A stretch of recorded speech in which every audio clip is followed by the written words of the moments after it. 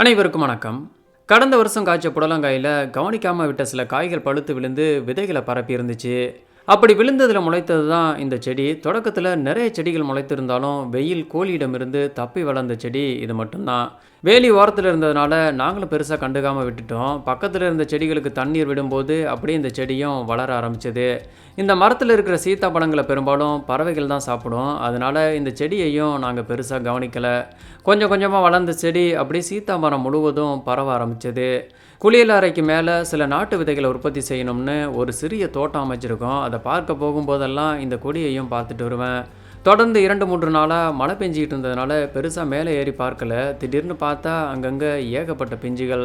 அதை பார்த்த உடனே என்னுடைய கண்கள் அந்த கொடியை பின்தொடர்ந்து பயணிக்க ஆரம்பித்தது. வேறு எங்கெல்லாம் காய்கள் காய்ச்சிருக்குன்னு பார்க்க. கொடியில் இருக்கும் பற்று கம்பிகள் பற்றி இழுக்க கொடியும் சீதா மரத்தையும் தாண்டி வேறு இடத்தை தேடி அலைந்து கொண்டிருந்தது.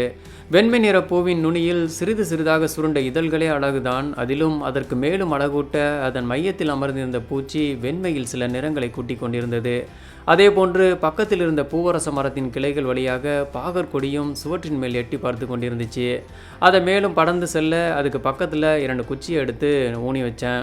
பக்கத்தில் இருந்த இன்னொரு வளர்ப்பு பையில் நிறைய குப்பைக்கீரை மண்டிருந்துச்சு. அதுக்கு நடுவில் நாம் வச்ச மரவண்டி முளைச்சிருக்கான்னு விலைக்கு பார்த்துட்டு கிளம்பும்போது வீட்டில் இருந்து அந்த புடலங்காயை பறிச்சுட்டு வாங்கன்னு சொல்ல, ஒரே ஒரு புடலங்காய் மட்டும் கொஞ்சம் பெருசாக ஓரளவுக்கு பறிக்கும் அளவுக்கு இருந்துச்சு. அந்த புடலங்காயை மெதுவாக பிடிச்சு கொடி அருவாமல் சுற்றி சுற்றி பறித்து எடுத்தேன்.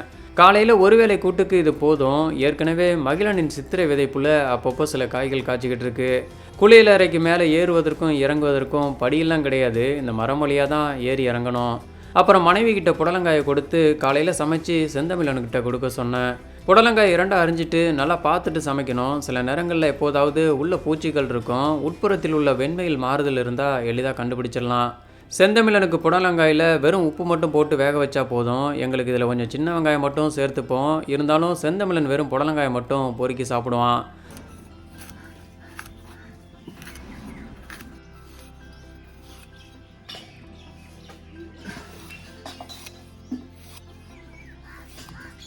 நாங்கள் பெரும்பாலும் சமைக்கிறதுக்கு இந்த மண்ணடுப்பை தான் பயன்படுத்துவோம். நல்ல காற்றோட்டமாக சமைக்க எளிதாகவும் இருக்கும்.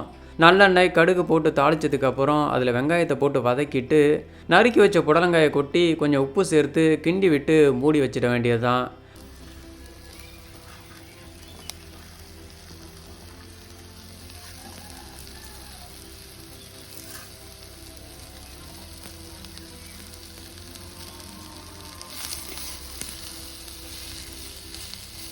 புடலங்காயில் பொதுவாக நீர் அதிகமாக இருக்கும். அதுலேயும் இது ரொம்பவே பிஞ்சுங்கிறதுனால இதற்கு நம்ம தண்ணியெல்லாம் ஊற்ற தேவையில்லை.